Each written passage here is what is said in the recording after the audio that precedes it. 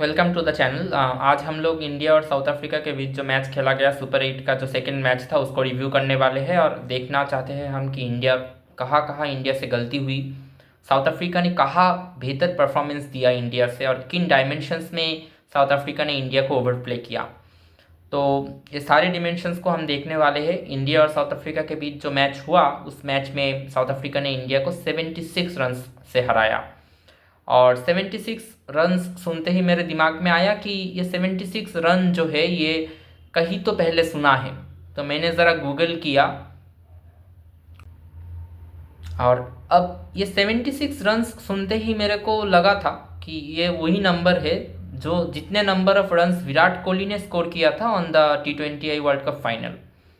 तो मेरे को याद है कि उस साल उस वक्त पे जब विराट कोहली ने वो इनिंग्स खेला तो बहुत लोग कहते थे कि विराट की ये जो इनिंग्स है ये स्लो इनिंग्स है, इसमें इंटेंट की कमी है, इसमें वो पावर हिटिंग की कमी है।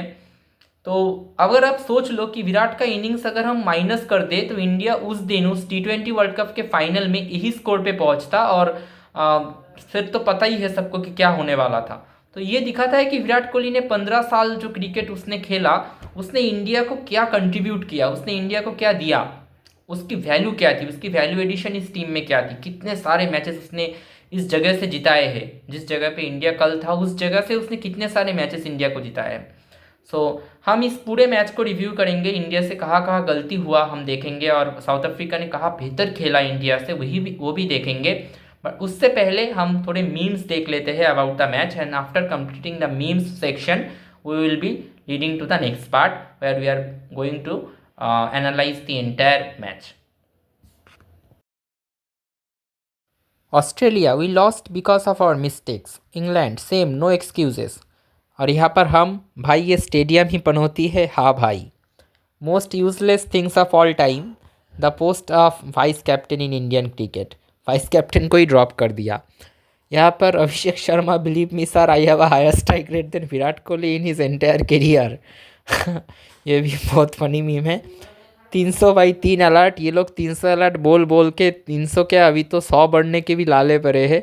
300 alert when you know the reason of downfall but you can't prove it.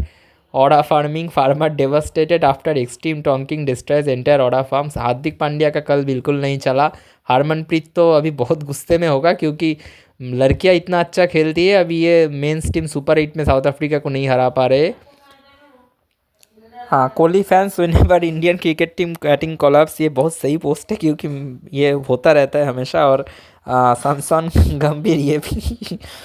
तो खेल जब शुरू हुआ तब देखा गया कि साउथ अफ्रीकन ओपनर्स को जसप्रीत बुमराह और अर्शदीप सिंह बहुत अच्छा बॉलिंग कर रहे थे कल और उन्होंने बहुत अच्छा बॉलिंग किया throughout the match. Jasprit Bumrah ने क्विंटन डिकॉक को बोल्ड कर दिया, फिर अर्शदीप सिंह आए एंड जसप्रीत बुमराह दोबारा आए एंड दोनों ने मिलकर साउथ अफ्रीका के टॉप 3 जो बल्लेबाज थे रिकल्टन, एडन मार्क्रम और क्विंटन डिकॉक, तीनों को बहुत ही चीप सस्ते में निपटा दिया। तो ये बहुत अच्छा बॉलिंग लाइनअप शुरू में बहुत अच्छा किया इंडिया का, लेकिन दोबारा जब आफ्टर द 5th ओवर 5वें ओवर से देखा गया कि मिलर और डेवल ब्रेविस ने काउंटर अटैक शुरू कर दिया।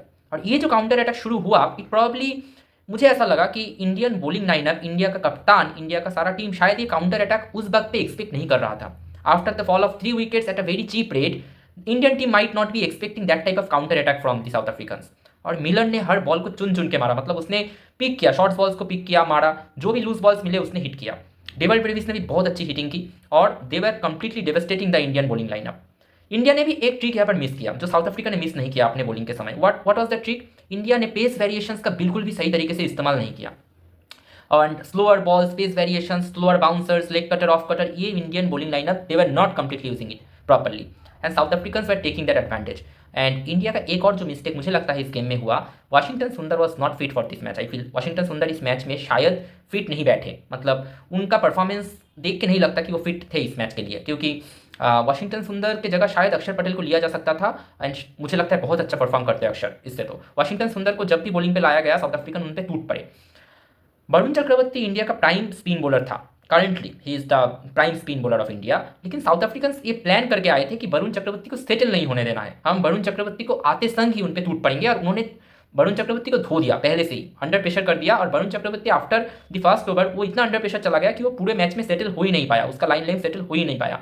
तो वरुण चक्रवर्ती को इस तरीके से प्रेशर में ला देना और वाशिंगटन सुंदर को आउट प्ले कर देना, ये साउथ अफ्रीका की एक बहुत बड़ी जीत थी, क्योंकि उसने इंडिया की जो स्पिन टू विन का जो टैक्टिक्स था उसको तोड़ दिया था। एंड पहले 5 ओवर में अर्शदीप और बुमराह ने पहले 5 ओवर डाल दिए थे, तो उनके और रिमेनिंग थे मात्र 3 ओवर जो आखिर में डालने थे।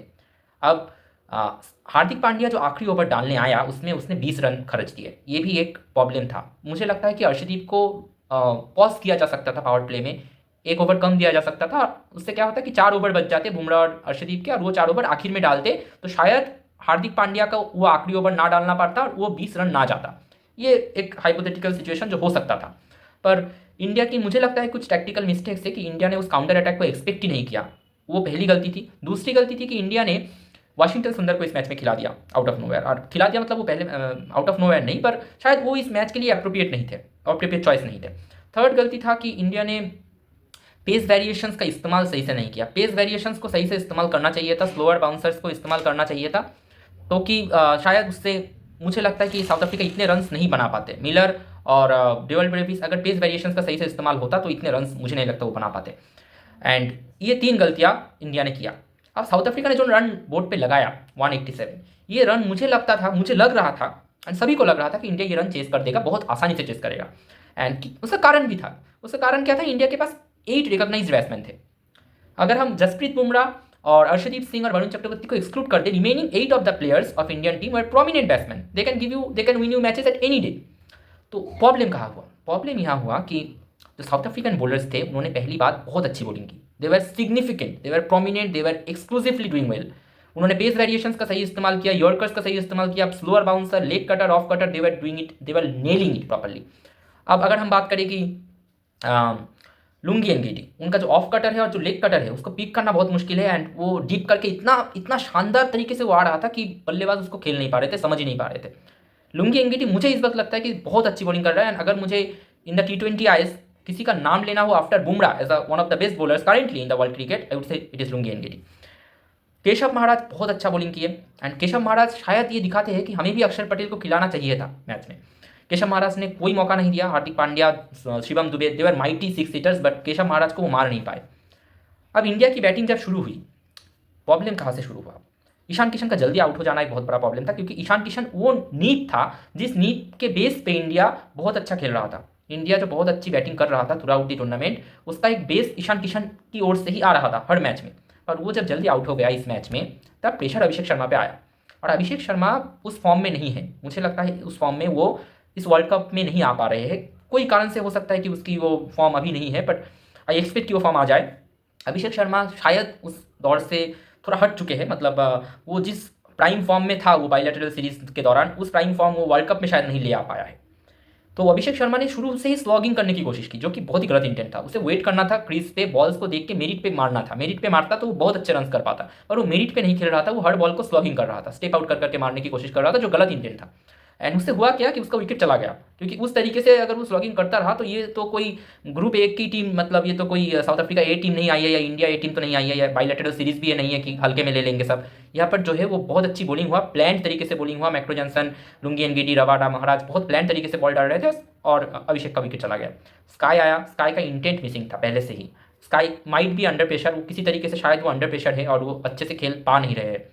मुझे लगता है स्काई के ऊपर शायद कैप्टनसी का प्रेशर है या कोई और प्रेशर उसके ऊपर आ रहा है, पर वो उस तरीके से परफॉर्म नहीं कर पा रहे हैं जिस तरीके से हम उन्हें देखते हैं। सो प्रॉब्ली मैनेजमेंट और कोच को उससे बात करना चाहिए कि आप कैप्टनसी का लोड मत लेके खेलो, आप normally Khelo as a normal batter, शायद वो बेटर परफॉर्म करे इससे। तिलक वर्मा, मुझे लगता है तिलक वर्मा को अभी थोड़ा रेस्ट देना चाहिए, और संजू सैमसन को तिलक वर्मा के पोजीशन में ले आना चाहिए, बिकॉज तिलक वर्मा में भी शायद वो पहले से ही इंटेंट दिखाने की कोशिश कर रहा है, बट प्रॉब्ली उसका फॉर्म थोड़ा मिसिंग चल रहा है। वो अच्छा बैटर है, बट उसका फॉर्म शायद अभी थोड़ा मिसिंग चल रहा है, इसकी वजह से कनेक्शन बैठ नहीं रहा है। संजू का फॉर्म अच्छा था, हमने पहले मैच में देखा था, तो संजू को ला सकते हो आप in the place of Tilak Varma.